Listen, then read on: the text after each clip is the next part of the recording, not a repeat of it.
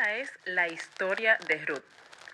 Ruth se encontró en una situación sumamente difícil en Moab cuando su esposo Malón murió después de 10 años de matrimonio.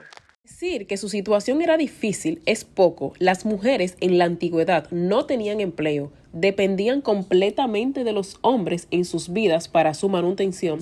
Siendo una mujer viuda y sin hijos, Ruth no tenía nadie que la ayudara. Dependía de la generosidad de los desconocidos porque no había miembros de su familia que la ayudara.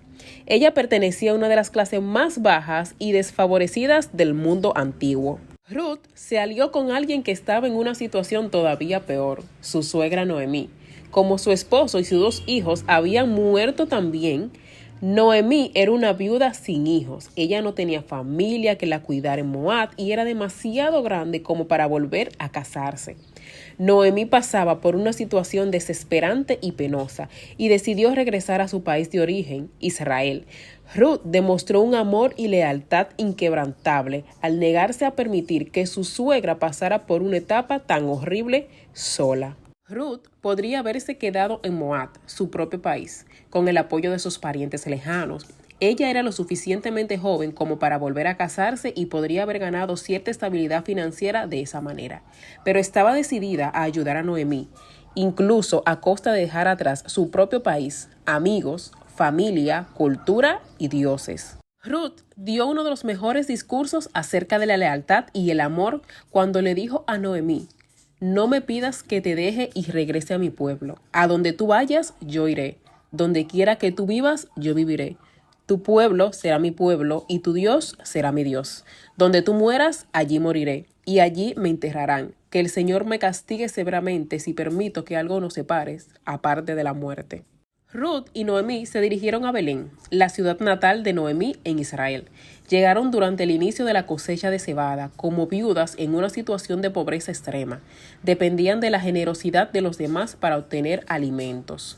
Ruth se encargaba de recoger las espigas de cebada dejadas atrás por los cosechadores. Levítico 19, 9 al 10 dice que los agricultores en Israel eran instruidos a dejar una parte de su cultivo sin cosechar. Si una espiga de grano se caía, debían dejarla en el suelo para que los pobres la recogieran. Ruth fue a recoger espigas al campo de Boaz, quien resultó ser un pariente de Noemí. Cosechar, especialmente el recoger las gavillas que se caían, era una tarea calurosa, polvorienta y agotadora. Pero Ruth trabajó tan arduamente desde el amanecer hasta la puesta del sol que el supervisor lo notó. Un día, cuando Boaz estaba supervisando su campo, él también notó a Ruth. El supervisor le habló bien de ella. Boaz trató a Ruth con una amabilidad extraordinaria.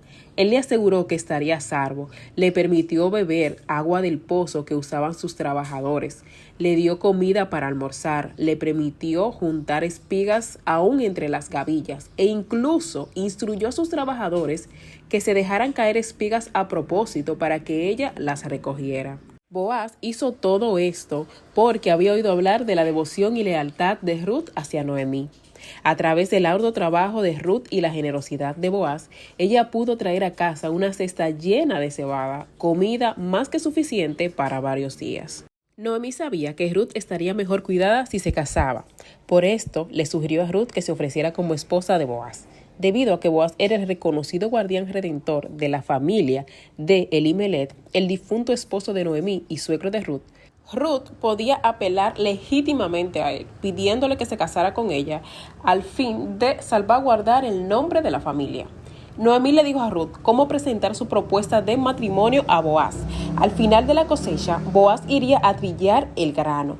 No era raro que los ladrones intentaran robar la cosecha, y Noemí sabía que Boaz dormiría en el campo de trillar para proteger la cebada. Ella le dijo a Ruth que fuera al campo de trillar, pero que no dejara que Boaz la viese hasta que él terminara de comer y beber. Noemí le dijo a Ruth que se fijara dónde se acostaba Boaz y que en el silencio lo descubriera y se acostara a sus pies. En la cultura de aquella época, esto se interpretaba como un acto de sumisión completa. A medianoche se despertó Boaz sorprendido al descubrir a una mujer acostada a sus pies. Ruth presentó su petición de una manera humilde, diciendo que era su sierva, pero también de una manera audaz, pero no inapropiada, pidiéndole a Boaz que la tomara por esposa. Yo soy tu sierva Ruth, dijo.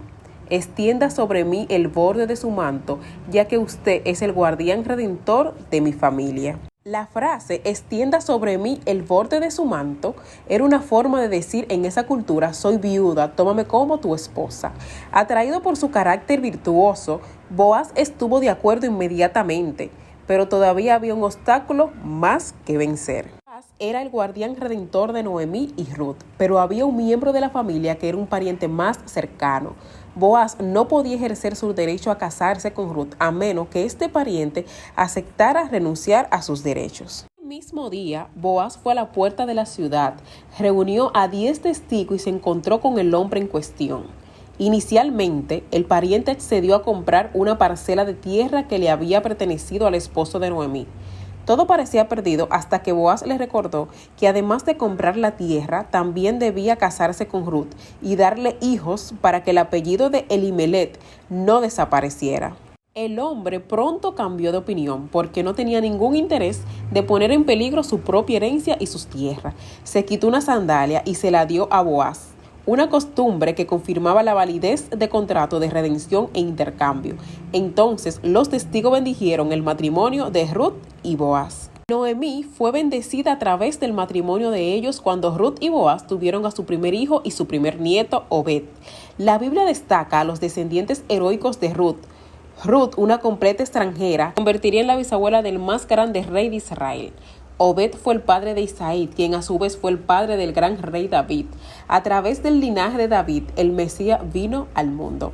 A través de su lealtad inquebrantable, su increíble determinación y su servicio desinteresado, Ruth no solo proveyó de una manera heroica las necesidades de su familia, sino que también se convirtió en un eslabón fundamental en la genealogía del héroe más grande de la Biblia, llamado Jesucristo, el Hijo de Dios.